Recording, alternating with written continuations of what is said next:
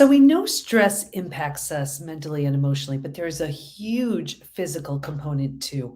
And I wanted to talk about it a little bit today because I see so many people coming into the PBT Institute with, of course, the shattered trust and wanting to clean up and clear up the betrayal, but they're coming in with so many physical symptoms, illnesses, conditions, even disease. So here's kind of what happens.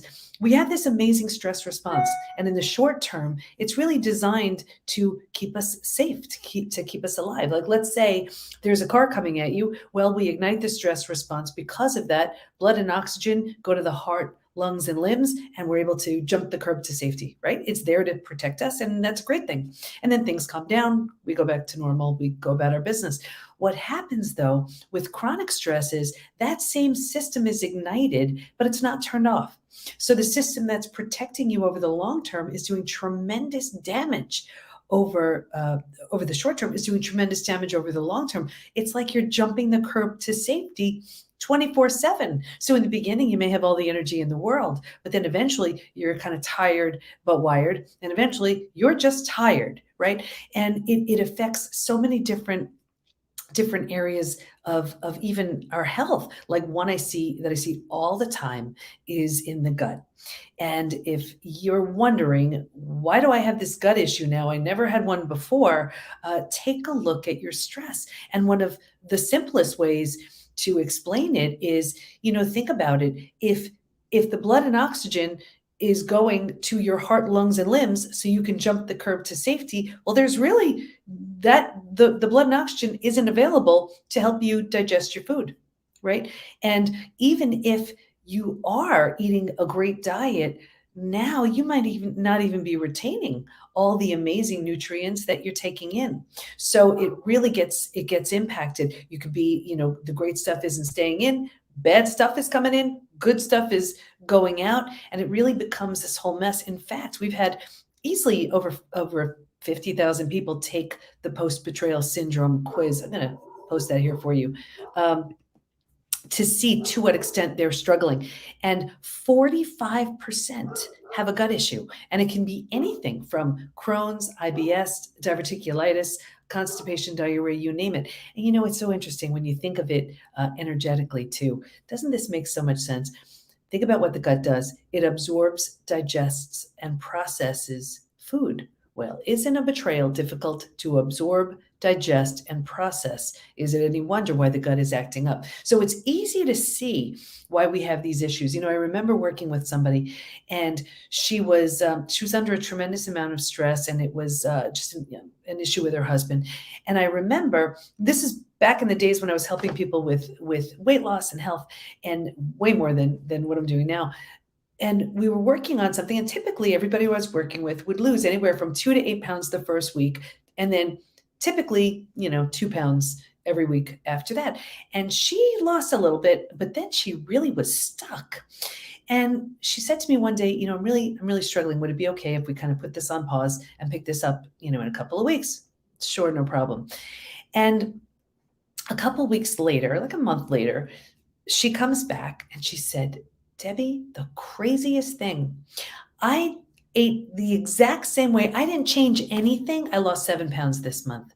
That's what stress can do. It can hold on so tightly to your weight, and you're struggling. You're trying everything, and you just can't lose it. Also what happens is when you're under stress, you have a tremendous amount of cortisol, the stress hormone, surging, coursing through you.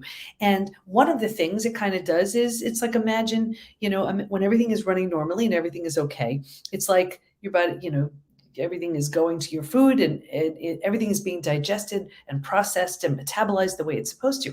But under stress, it's almost like, your body's saying, oh, I see you're under stress. No worries. I'm going to just park myself right here in your midsection and I'll be here for you when you're ready. So if you're noticing, like, where did this muffin top come from and what's happening? There are so many reasons why the body is responding and reacting. Also what happens is when we're under stress, we're burning through nutrients at a rate that under normal circumstances we're not. And I know this is like one of the last things we want to do is think about, our nutrition or about being healthy when we're undergoing stress, but it's actually a time we need it most because of how much we're burning through these nutrients. And I encourage it for two reasons. One, because we're burning through so many of these nutrients.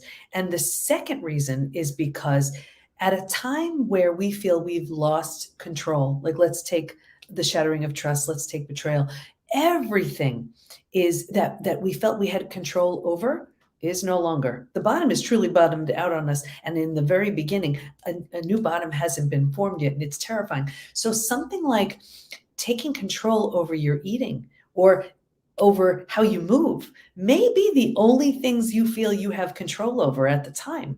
So of course, there are so many other benefits. Once you've been betrayed, it's at that moment eating healthy. It's not about looking good in your skinny jeans. That's not what I'm talking about here.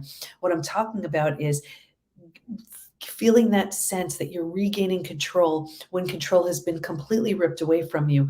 And also giving yourself the support, the additional support you need because you are burning through these nutrients.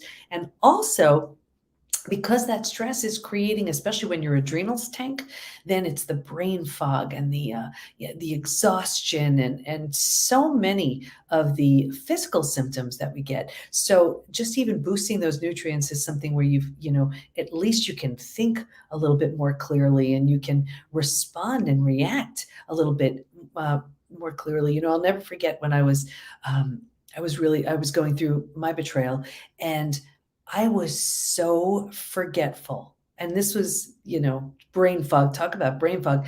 It was so bad.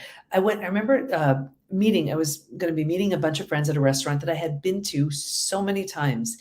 And I drove right past it, completely forgot where I was going.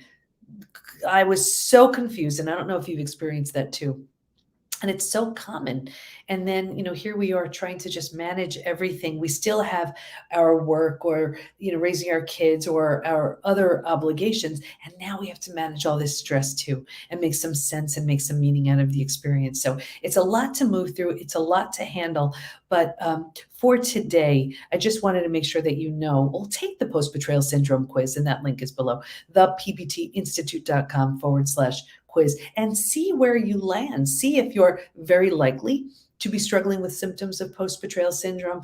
You're likely or you're unlikely, and that's not the case at all for you. But if so, the good news is you can heal from all of it. So if it's the physical symptoms that are really making you exhausted, your gut is acting up, or you're anxious, you can't sleep, whatever's going on, or the mental and emotional, the sadness, the anger, the rage, the confusion, all of it, you can heal from all of it. And of course, we'd love to help you within the PBT Institute. So, so many ways to help. And the first way I would suggest is take that quiz, and you'll see you're not crazy. You're not alone. The reason why you're struggling with all these symptoms is because of betrayal and shattered trust. Think about it. The person you trusted the most, the people you trusted the most, just proved untrustworthy.